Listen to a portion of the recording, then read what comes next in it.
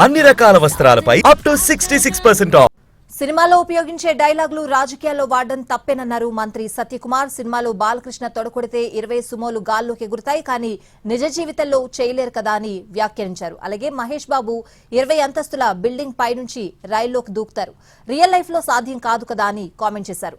రాజకీయాల్లో రప్పరప్ప భాష సరైంది కాదని వ్యాఖ్యానించారు మంత్రి సత్యకుమార్.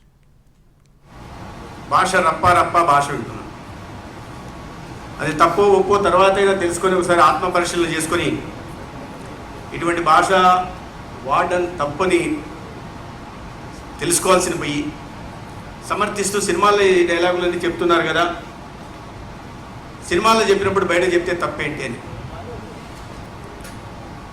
సినిమాల్లో చేసేవన్నీ బయట చేసి చెప్పాలనుకోవడం ఖచ్చితంగా తప్పే. ఎందుకంటే బాలకృష్ణ గారు ఒకసారి తొడగొడితే 10 సుమోలు పైకి లేస్తాయి, అది మీరు బయట చేసి చూపించగలరా?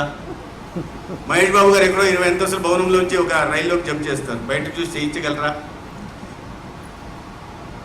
అవి జరగట్లేదు. ఒక విషపూరిత వాతావరణంలోకి